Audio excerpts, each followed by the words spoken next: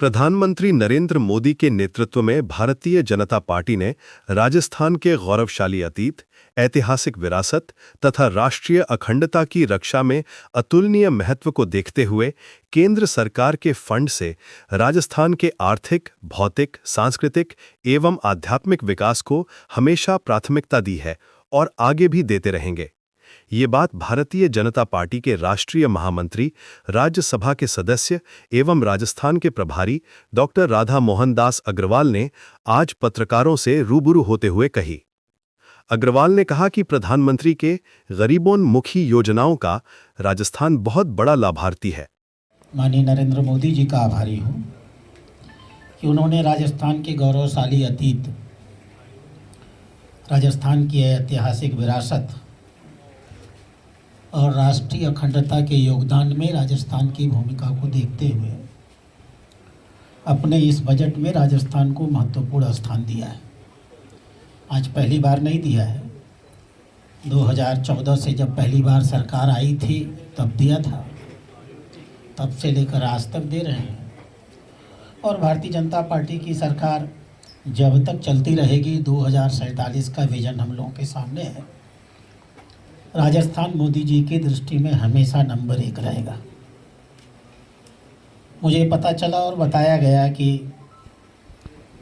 हमारी अन्य पार्टी के किसी वरिष्ठतम नेता ने यह कहा कि राजस्थान के लिए इस बजट में कुछ नहीं है, और मुझे बड़ा आश्चर्य हुआ। इस देश का यही दुर्भाग्य है कि जो विपक्ष में बैठे हुए लोग हैं, अब जनता से जुट करके और ज़मीनी समस्याओं से जुट करके जो वास्तविकताएं हैं उनसे रूबरू हुए बिना सिर्फ सोसेबाजी और टोटेबाजी की राजनीति करते हैं। और ये परंपरा अब जो राहुल गांधी जी ने अपने पार्टी में स्थापित की है, वो नीचे तक चलती चली आई है। अन्यथा किसी ने भी एक बार भी जानने की कोशिश की होती तो पता चला होता सच्चाई क्या है। सच्चाई ये है कि राजस्थान को प्रधानमंत्री जी की गरीबों योजनाओं में राजस्थान का बहुत बड़ा हिस्सा है। बजट कोई एक साल का नहीं होता, बजट एक कंटिन्यूम है। 2014 में हम सरकार में आए हैं, तो 2014 में ही हमने आज़ादी के 100 साल पूरे होने पर 2047 जब आएगा तो 2047 में आज़ादी के 100 साल बाद भारत कैसा होगा, इसकी कल्पना माननीय प्रधानमंत्री के दिल दिमाग, कार्य पद्धति, नीतियों, योजनाओं और उनके अनुपालन में पहले दिन से ही आ गई थी। विकसित भारत का अर्थ क्या होगा? भारत का विकास हो जाएगा, भारत के गरीब विकसित नहीं होंगे, तो ऐसा विकसित भारत लेकर के हम लोग क्या करेंगे? इसलिए माननीय प्रधानमंत्री ने पहले दिन से ही तय किया, समाज के सबसे कमज़ोर वर्ग को हम एक साथ लेकर चलें, विकास का लाभ उन तक पहुँचे जिनको सबसे अधिक ज़रूरत है इसकी।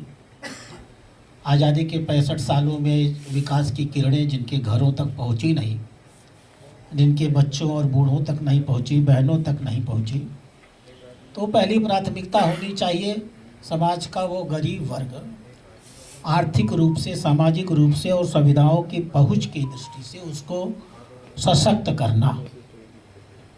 और इसके 2 आधार होते हैं मित्रों। गरीबी को देखने के 2 तरीके होते हैं। एक, हम ये देखते हैं कि एक व्यक्ति कितना कमा पाता है, और दूसरा हम ये देखते हैं कि जितना कमा पाता है उस कमाई के आधार पर संसाधनों और सुविधाओं तक उसकी पहुंच कितनी होती है। एक होता है प्रति व्यक्ति आय पर कैपिटा इनकम, और दूसरा जो कंसेप्ट होता है वो मल्टी पॉवर्टी इंडेक्स का होता है। आखिर पैसा लेके क्या करेंगे, रख के क्या करेंगे अगर सुविधाएं हमारे पास नहीं होगी, और अगर कम पैसा भी है और सुविधाएं हम तक पहुंच रही हैं, तो अल्टीमेटली लक्ष्य तो पैसा नहीं बल्कि सुविधाएं हैं। इस दृष्टि से माननीय प्रधानमंत्री ने पहले दिन से काम करना शुरू किया। क्योंकि थोड़े आंकड़े हैं मुझे देखने पड़ेंगे।